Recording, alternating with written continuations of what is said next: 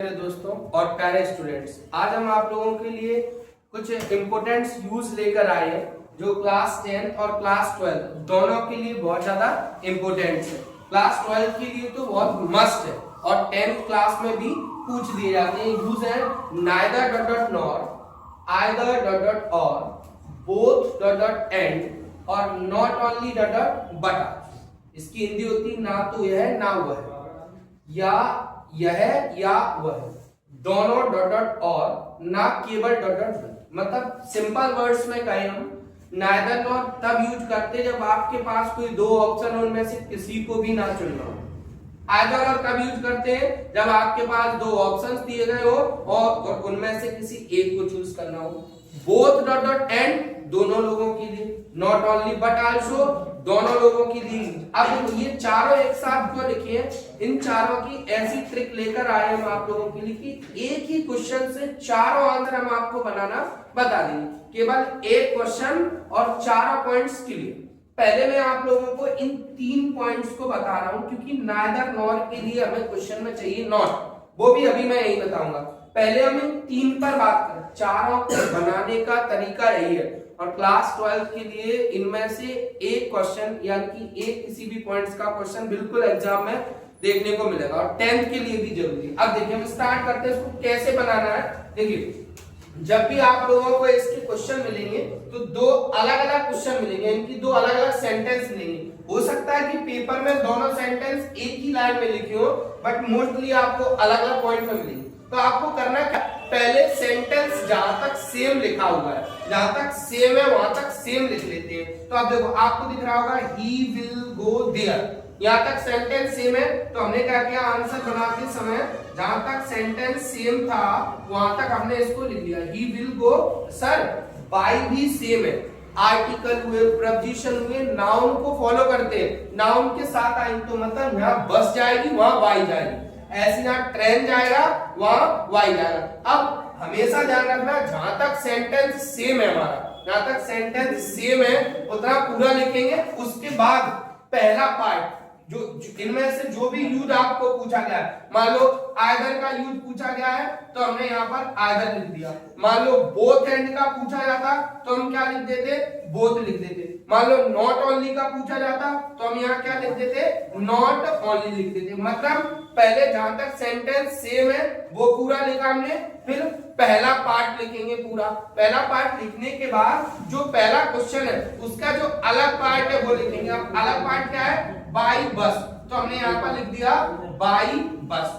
उसके बाद इसका जो सेकंड पार्ट आएगा वो सेकंड पार्ट आएगा। सेकंड पार्ट आइदर है तो और आ जाएगा, बोथ है तो एंड आ जाएगा, नॉट ओनली है तो बट ऑल्सो आ जाएगा। और उसके बाद सेकंड सेंटेंस का अलग पार्ट, सेकंड सेंटेंस का अलग पार्ट क्या था, बाई ट्रेन। यानी कि अगर आइदर और है तो he will go there either by bus or by train, और अगर बोथ एंड है he will go there both by bus and by train. अगर नॉट ओनली है तो he will go there not only by bus but also by train. एक ही theme पर, एक सिंगल थीम पर तीनों पॉइंट्स मैंने क्लियर कर दी। अब बहुत सारे लोग सोच रहे होंगे क्या सर ऑब्जेक्ट ही सेम आएगा? नहीं, आप लोगों को इसमें क्या क्या चीज अलग मिल सकती है, डिफरेंट। ऑब्जेक्ट अलग हो सकता है, वर्ब अलग हो सकती है, अदर वर्ड अलग हो सकता है, सब्जेक्ट अलग हो सकता है, या फिर पूरा का पूरा सेंटेंस ही अलग हो। ऐसा नहीं होगा आपके पास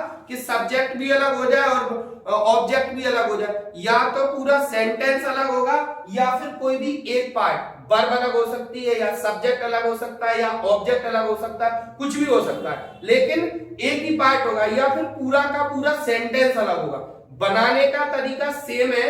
अब कुछ लोग सोच रहे होंगे सर बाय द वे, अब जैसे मैं एक क्वेश्चन और लिखता हूं, जैसे मैंने एक क्वेश्चन लिखा, Ram is not a singer, Shyam is not a singer.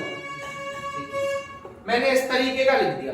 अब ये नॉट आ गया, अब इसमें नाइदर नॉर को हम अप्लाई कर सकते हैं।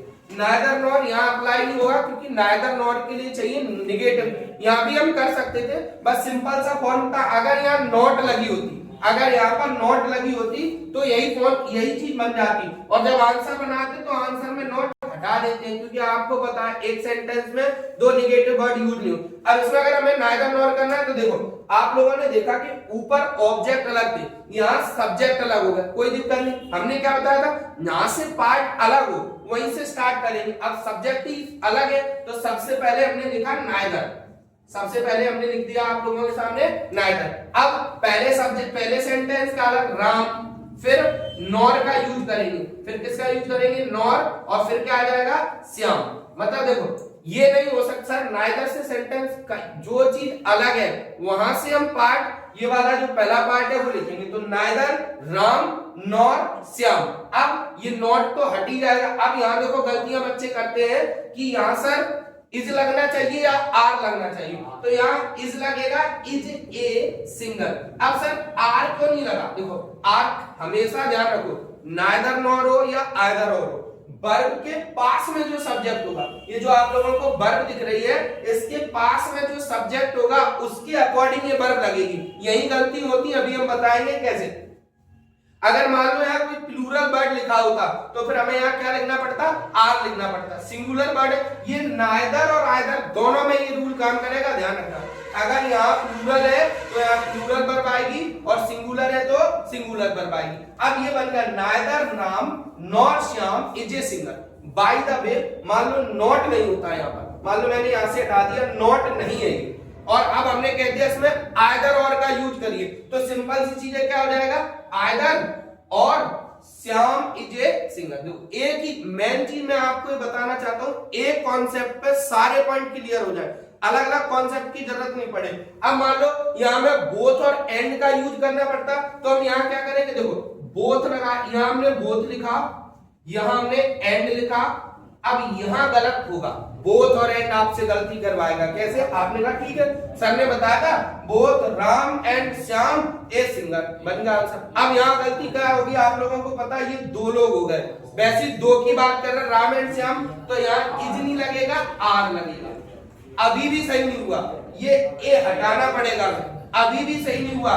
यहाँ सिंगल के साथ हमें क्या लगाना पड़ेगा, एस। ऐसे क्वेश्चन आपसे, अब मान लो हमने आपको कॉन्सेप्ट ही बता दिया, आपने कॉन्सेप्ट पकड़ लिया, अब ये सिंपल पॉइंट से यहाँ गलती हो सकती थी। ज्यादातर लोग क्या करते हैं, both Ram and Shyam is a single, गलत हो जाएगा, ध्यान रखना। Both Ram and Shyam, are क्यों लगी, दो लोग हो गए, जब दो लोग हो गए तो एक का तो कोई काम है ही नहीं है, और दो लोग हैं तो अकेला सिंगल कैसे लिख सकते हैं, यहाँ पर हमें क्या लगाना पड़ेगा, एस लगाना पड़ेगा।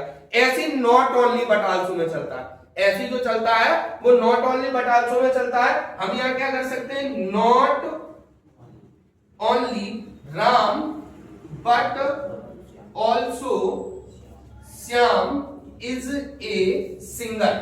यहां ये चीज काम नहीं करेगी सर, क्यों नहीं करेगी, बट ऑल्सो के पास में जो, यानी कि हम यूं कह सकते हैं बट ऑल्सो के बाद जो सब्जेक्ट होगा, बट ऑल्सो के जो बाद में सब्जेक्ट होगा उसके अकॉर्डिंग वर्ब लगेगी।